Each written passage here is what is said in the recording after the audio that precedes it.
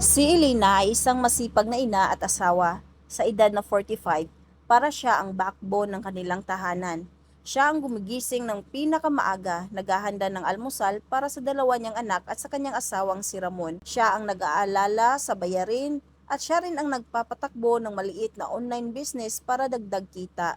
Si Ramon, ang kanyang asawa, ay mabait at mapagmahal, ngunit mas gusto niyang manatili sa kanyang comfort zone. May trabaho siya bilang security guard at sa tingin niya, sapat na ang kanyang kita para sa kanila. Kapag umuwi siya, mas gusto niyang magpahinga, manood ng TV o makipagkwentuhan sa kapitbahay. Itong nakaraang taon, nagkaroon ng malaking problema sa kanilang bubong dahil sa bagyo. Kinakailangan nilang gumastos ng malaking halaga para sa pagpapaayos. Dahil dito, naubos ang ipon ni Elena at napilitan siyang mangutang sa isang kaibigan. Simula noon, lalo pang nadagdagan ang pasanin ni Elena. Hindi lang siya nagtatrabaho, nag-aalaga ng bahay at bata, siya na rin ang halos nag-iisip kung paano mababayaran ang utang. Ilang beses niyang sinubukang kausapin si Ramon tungkol sa pagkuha ng part-time job o pagsisimula ng maliit na sideline para makatulong, lalo na ngayong nagdadalaga at nagbibinata na ang kanilang mga anak at mas malaki na ang mga gastusin. Ang sagot ni Ramon ay laging, "Huwag kang mag-alala, Elena, kaya ko yan, ako ang lalaki dito." Pero walang nagbabago. Sa katunayan, nitong nakaraang linggo, may binili pa siyang bagong smartphone. Kailangan niya ito sa trabaho, imbis na ipambayad sana sa kalahati ng kanilang utang. Ramdam na ni Elena ang pagkapagod, hindi lang pisikal kundi pati emosyonal. Nararamdaman niyang nag-iisa siyang nagdadala ng lahat ng bigat. Naintindihan niyang mahal siya ng asawa niya, pero parang hindi nito nakikita o pinapahalagan ang kanyang sakripisyo at ang kanilang pangangailangan. Kamakailan, nagkasakit siya, hindi siya makabangon ng 2 araw, at doon niya nakikita, walang gumawa ng almusal, walang naghugas ng plato, at hindi nakapag-aral ng maayos ang mga bata dahil walang nagtutok. Nang makabawi siya, kailangan pa niya habulin ang mga trabaho niya.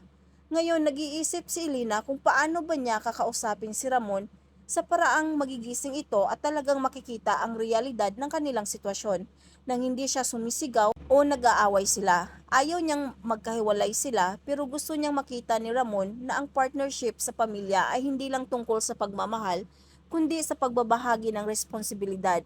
Ito ang katanungan ni Elena.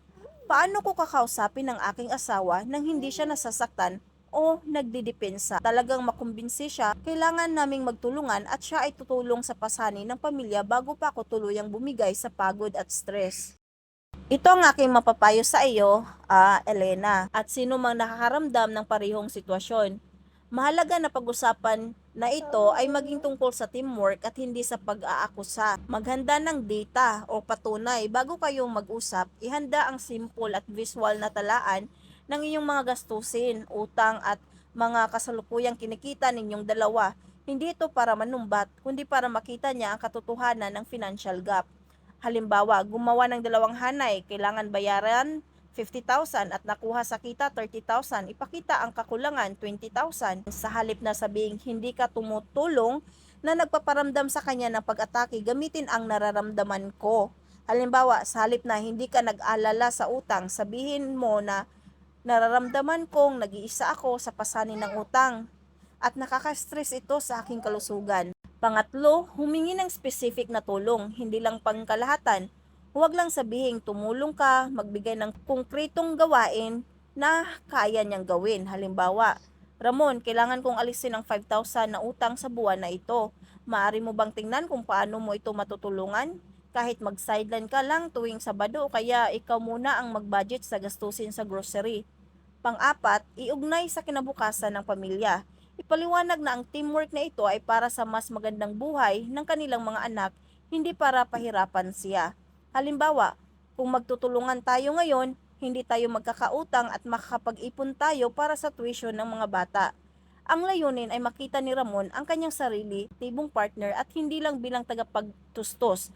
Kailangan niyang maramdaman na ang kanyang pagtulong ay kailangan at pinahahalagahan. Kung gusto niyo pa ang ganitong mga kwento, paki-subscribe ang aking channel upang marinig niyo ang mga kwento sa susunod na mga araw. Maraming salamat po.